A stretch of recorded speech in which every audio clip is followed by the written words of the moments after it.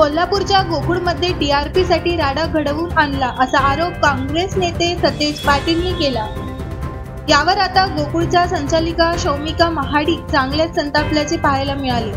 मगाशी मी सांगितलेलं आहे की जर त्यांचा आरोप असेल तर मी म्हणणार की जाते मी म्हणणार त्याचा नाही ती म्हणणार मी प्रश्न विचारते ते म्हणणार त्या विचारत नाही हे कोण प्रूव्ह करणार? शेवटी बंद खोलीत होणारी चर्चा आहे। तर माझी गोकुळची संचालिका म्हणून ही विनंती आहे पूर्ण संचालक बोर्डाला आणि चेअरमनना की इथून पुढच्या ज्या काही संचालकांच्या बोर्ड मीटिंग होतील त्या इन कॅमेरा घ्याव्या।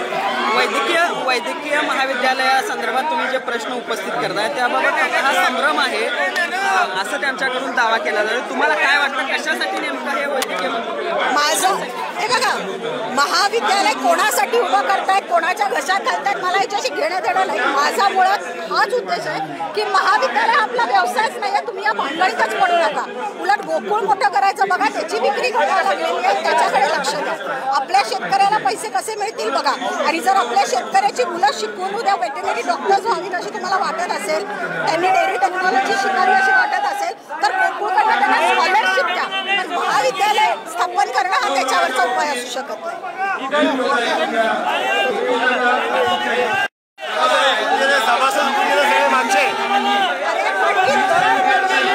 गोकुळच्या सर्वसाधारण सभेच्या आधी प्रेस घेते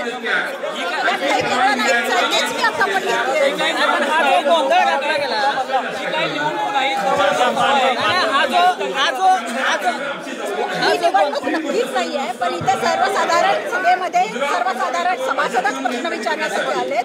त्यांना म्हणावं जाऊन की इथे सभासदांना प्रश्न विचारायला संधी द्या म्हणून।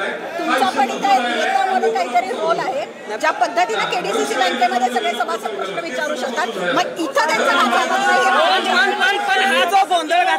हा जो गोंधळ आहे तो विरोधकांनी घातला तो टीआरपी वाढवून घेण्यासाठी। अरे पण त्यांना कुणीतरी जाऊन माझी प्रेस 3 वर्षाची दाखवा आणि त्यांना सांगा की दरवर्षी गोकुळच्या सर्वसाधारण सभेच्या आधी त्या प्रेस घेतात। हे काही नवीन काहीतरी स्टंट करायचं म्हणून करत नाहीये। आपला कसा चाललाय हे सभासदांना माहिती व्हायला पाहिजे आणि याच्यासाठी मी प्रेस घेते। त्यांना अडचण असेल तर माझ्या प्रश्नांची उत्तरं त्यांनी द्यावीत।